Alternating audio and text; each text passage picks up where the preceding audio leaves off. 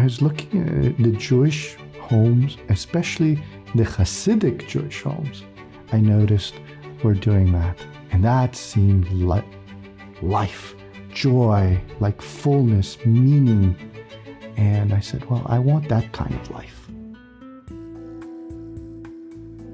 My name is Shimon Waronker. I am 54 years old.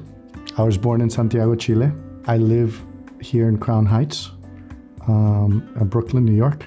How would you describe your childhood? I was born in Santiago, Chile, but I didn't live there very long. We moved around quite a bit because of my dad's job. He organized labor unions. And so I lived in Guatemala, in Honduras, in Uruguay. And then my dad passed away when I was 11.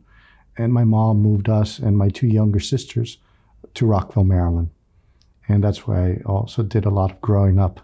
And thank God, I have 2 bachelor's degrees, 2 master's degrees, and a doctorate. So I think I got a good education.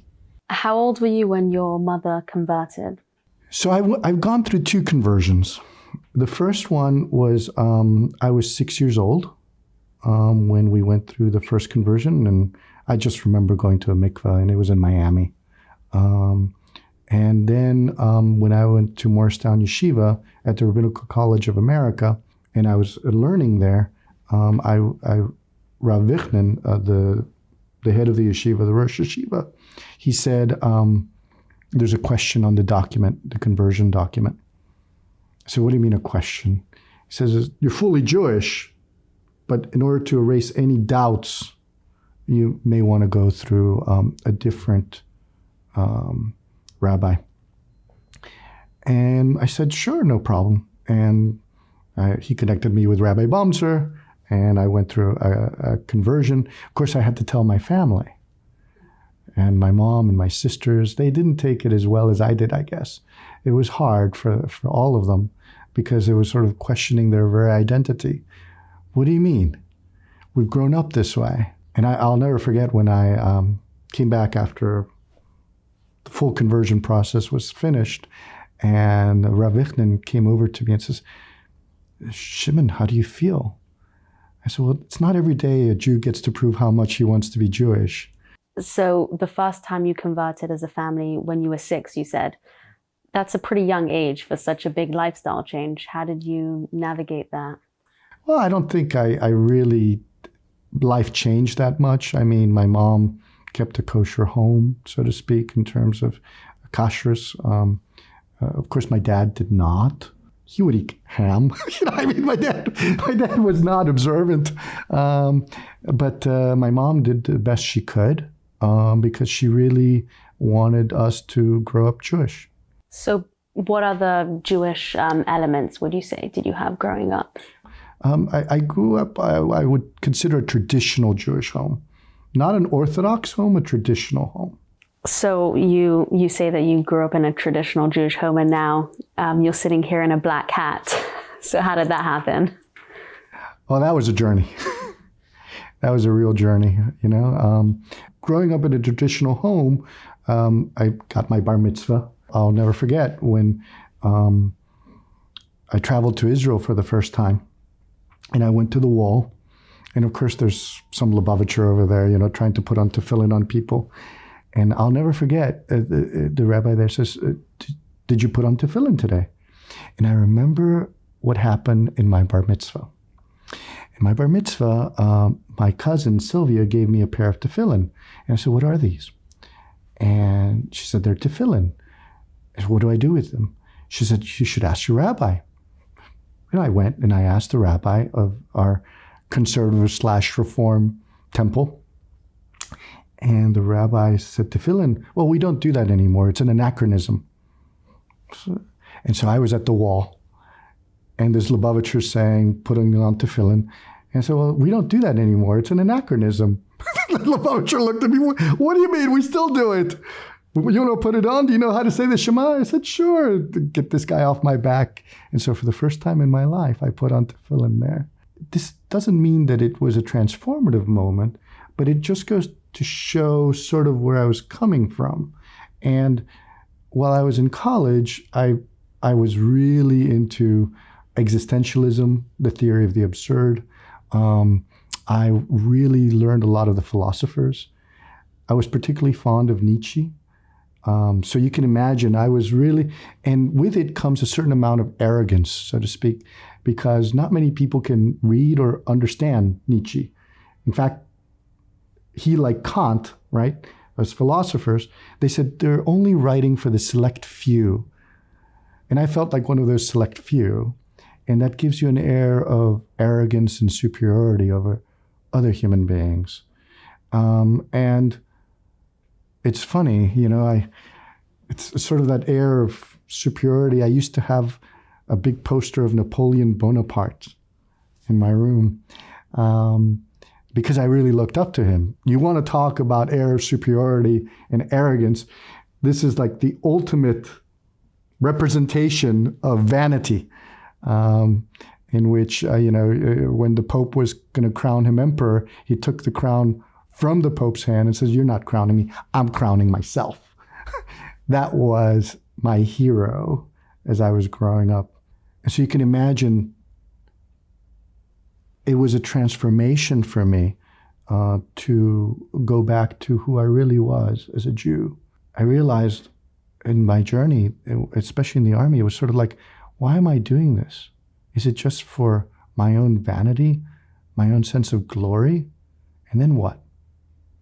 What am I actually accomplishing for anyone other than for myself? And I started analyzing all the different isms, the communism, the socialism, the existentialism. They're all offshoots of atheism, because atheism says there's no God. And communism says there's no God, and we can all respect one another and treat each other as equals, except, of course, some people are more equal than others. I realized that in analyzing all the different isms, whether it was idolatry or all of them just didn't speak truth, because they all ended in what I would call the absurd.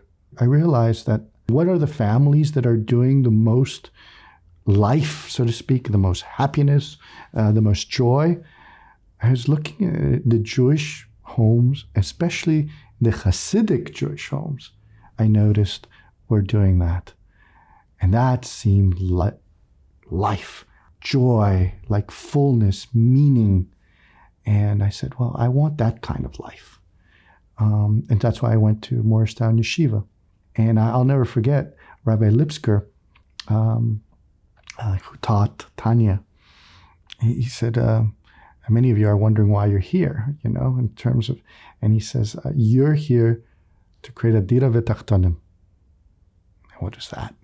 A dwelling place down below for God, to make a heaven on earth. He says, that's why you're here. And I was like, that sounds really good. I like it. I'm not here for myself and for vanity. And I replaced that poster of Napoleon with one of the Rebbe. So you mentioned during your university years you were excited about philosophers like Nietzsche, who didn't exactly have a philosophy that was aligned with having a God in this world, to say the least. So how did you philosophically come around to, the kind of lifestyle and Jewish practice that you have now?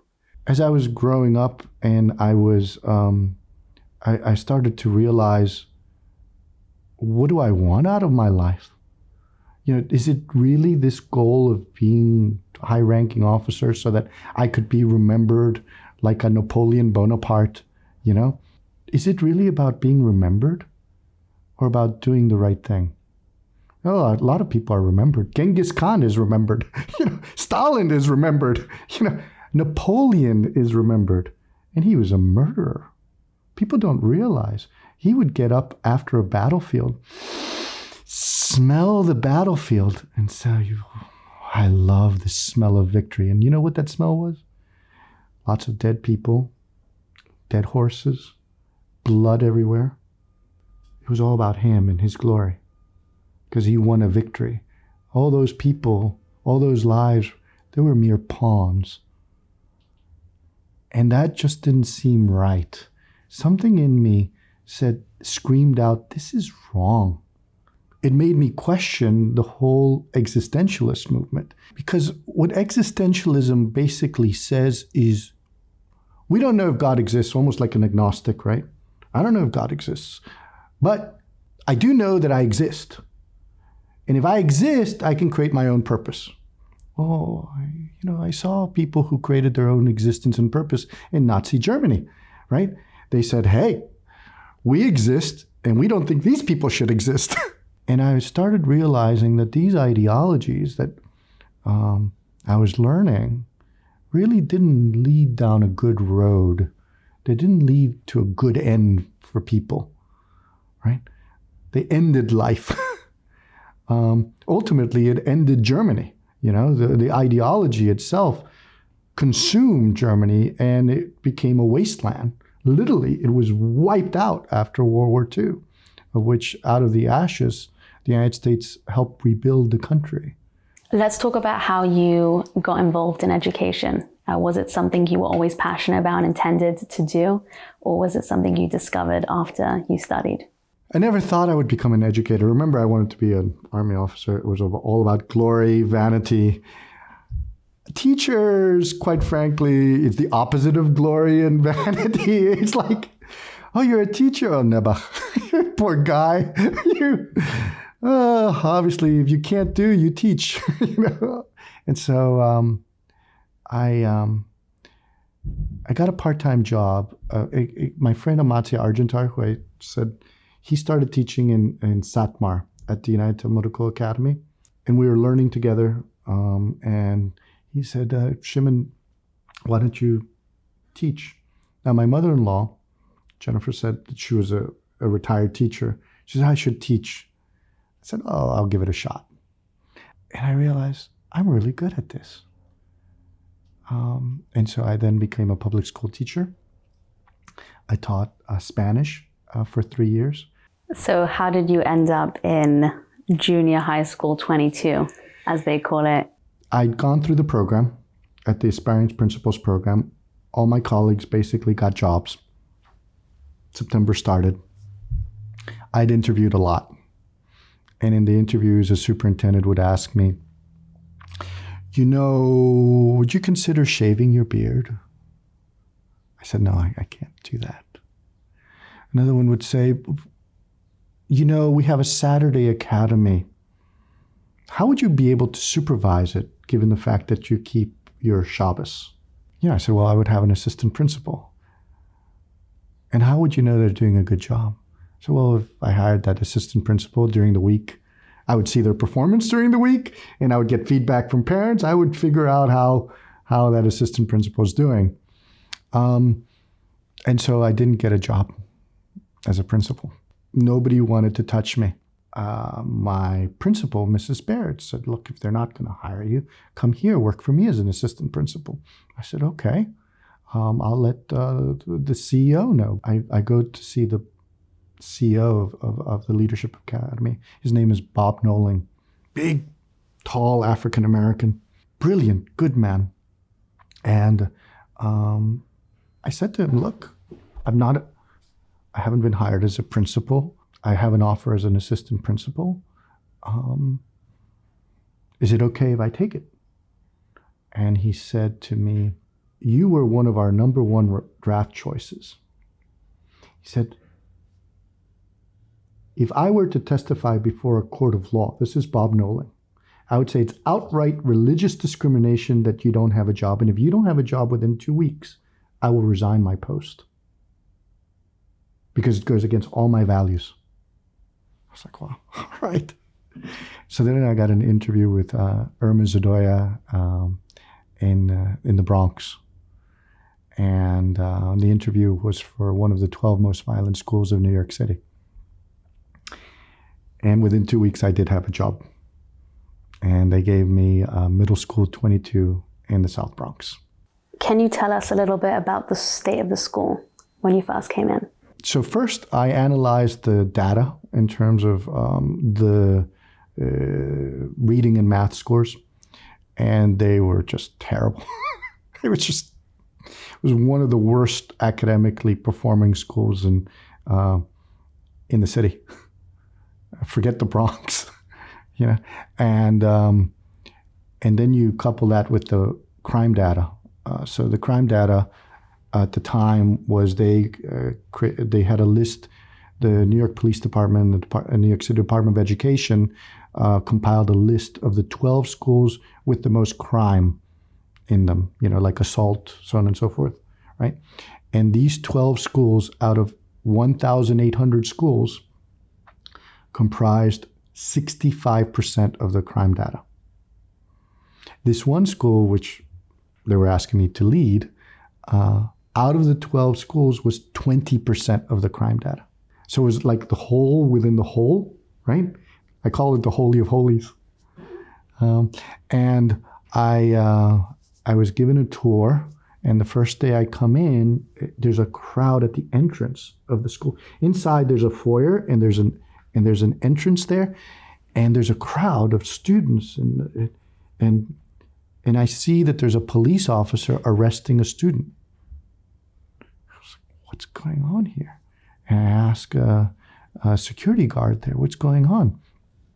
And he says, oh, the boy's getting arrested for assaulting a teacher. The school, because it was such a violent school, had over 20 armed police officers assigned inside the school. And I remember I prayed at the Ohel. The Ohel is the resting place where the Rebbe is, for 3 days. And I don't think I slept for 3 days.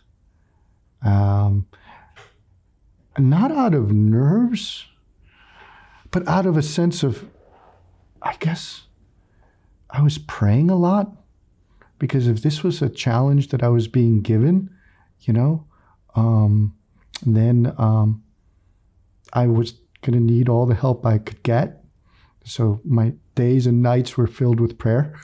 So why did you choose such a challenging school? I didn't choose it. This is the only choice I had is that this is the door, this is the principalship, you take it or not. And I took it.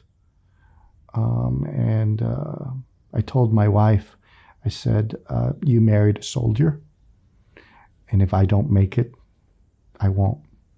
But this is my assignment. And what was your vision for this school? Back to what Rabbi Avram Lipsker said, to make this a heaven on earth.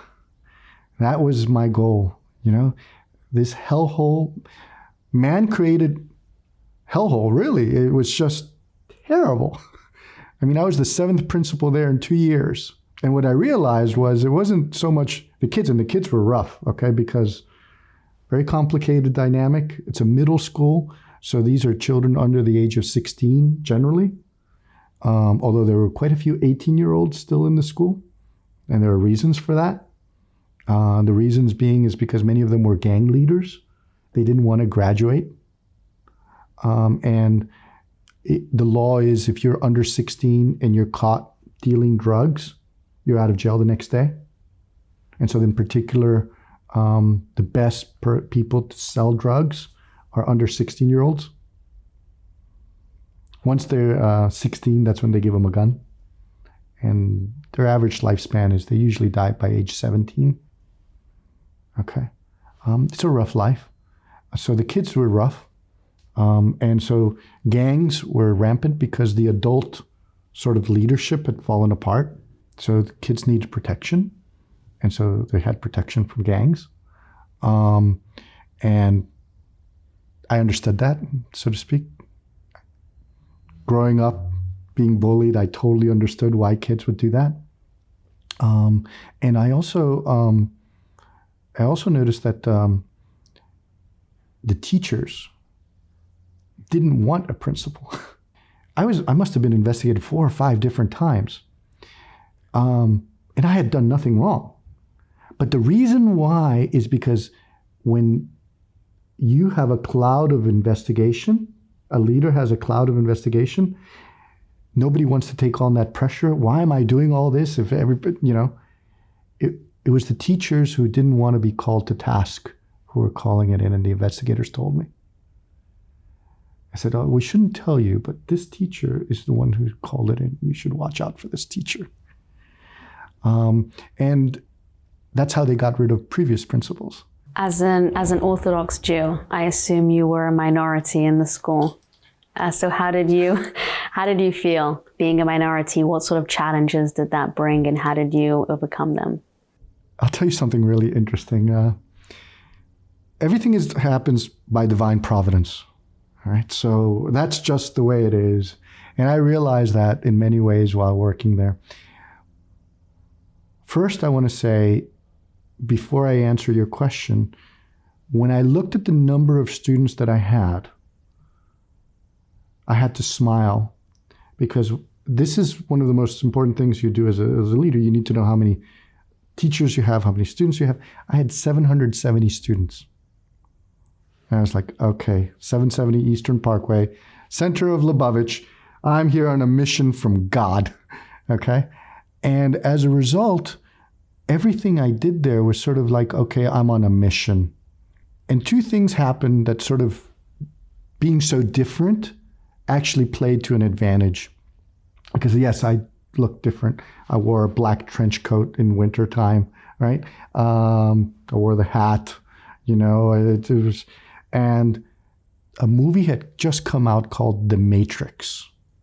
I don't know if you're familiar with this movie, but anyway, they have these trench coats and they are totally, really tough guys, okay? And so the kids were saying, oh, he must be from The Matrix.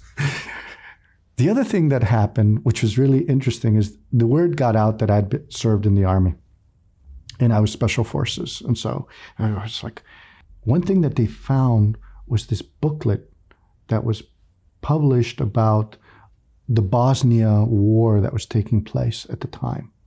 And there was a picture of this guy holding a rifle with a whole bunch of other guys. And they are total killers. And he's the leader of the bunch. He's a lieutenant. The guy looked identical to me. And they said, that's you, isn't it? I said, no, it's not. He said, no, you're lying. You were Special Forces, you were intelligence. You were probably out there in Bosnia, weren't you? I said, no, I never served in Bosnia. We don't believe you, you're lying. Didn't you hold a top secret clearance? I said, yes, I did. And you wouldn't be able to tell us? No, I wouldn't be able to tell you. Even if it did happen, you would say it didn't happen? That's probably true. But they thought, he's going to kill us if we do something wrong. So the kids were terrified of me. How inspired were you by Jewish values in your educational style? In ancient Egypt, the cult of the ancient Egyptians is they worshiped the forces of nature. That's what they worshiped. They were idolaters. And when are the forces of nature at the strongest? In springtime. Because this is when nature, all the green comes out. It's powerful. You can just see the power of nature. What is the zodiacal sign which is the most prominent in springtime? It's Aries, the ram, which is the animal that they worshipped. And so we were tasked with taking their god and killing it in front of our masters. Now that's chutzpah. But we were being told by God, as slaves in Egypt, to take their god and kill it in its season when they worshipped it. Because the zodiacal sign and the constellations of the ram is dominant during that time. You see, the first value is you have to have courage, otherwise you'll be a slave to your fears. Courage is important if you're going to be a leader, to lead your own life, to be free.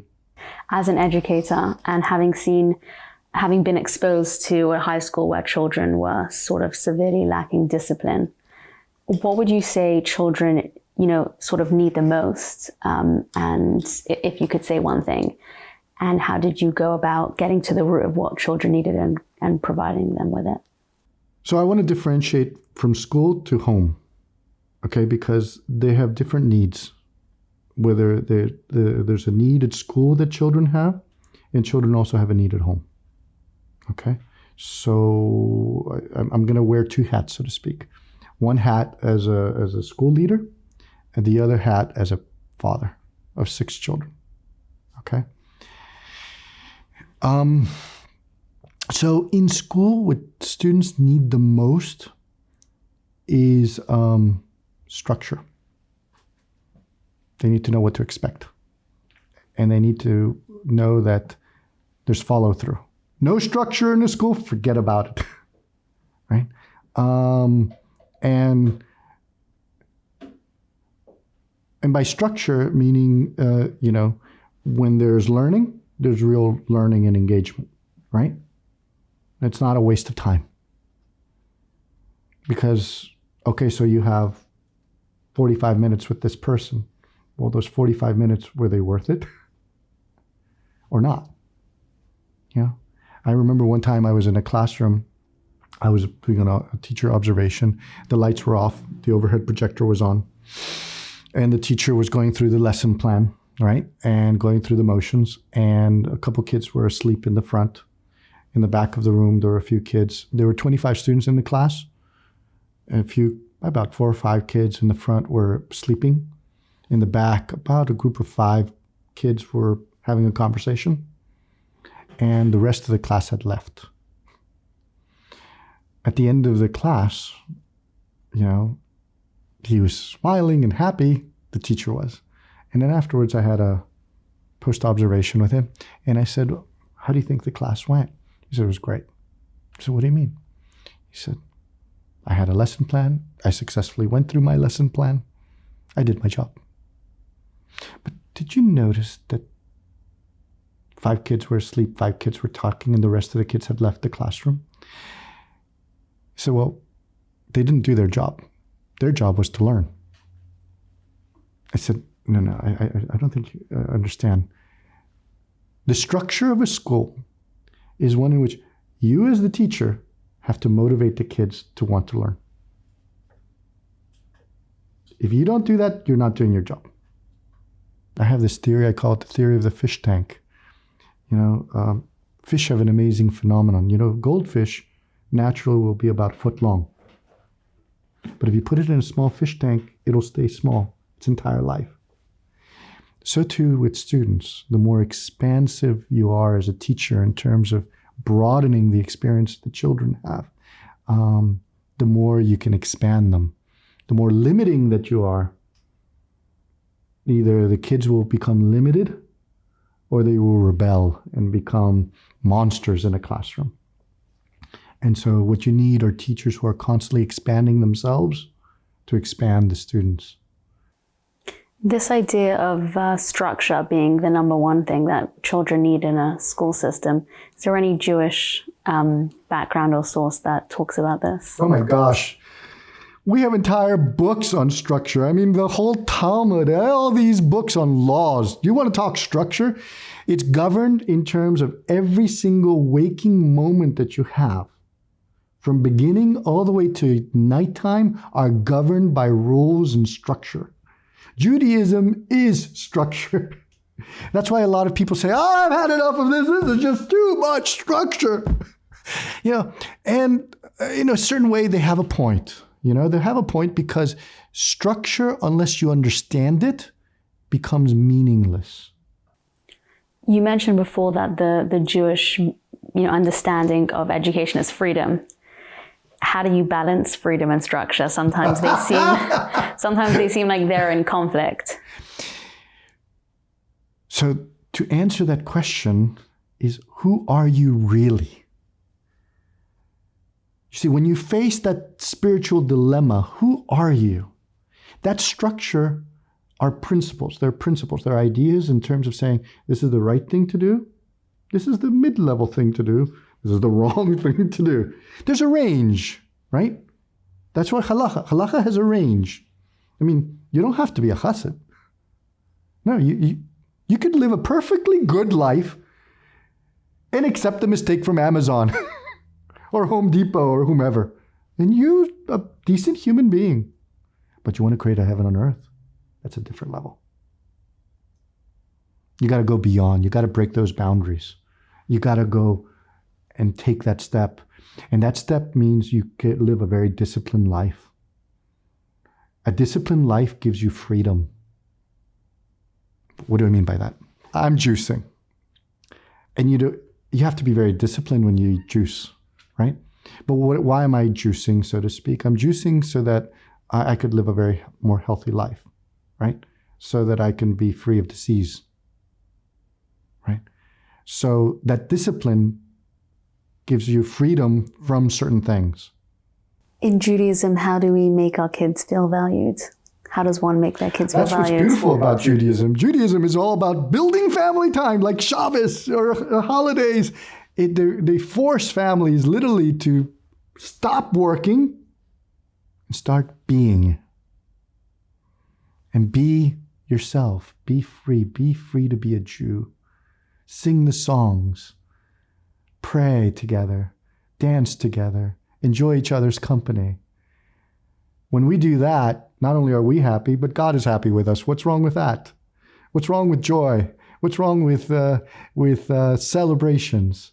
You know, the Jewish calendar is full of celebrations. We've got Purim, we've got Pesach, we've got Sukkot, we've got Rosh Hashanah. I mean, you name it. We go through the entire year, and there's only one month of the year that lacks celebration, and you know, we find reasons to still celebrate.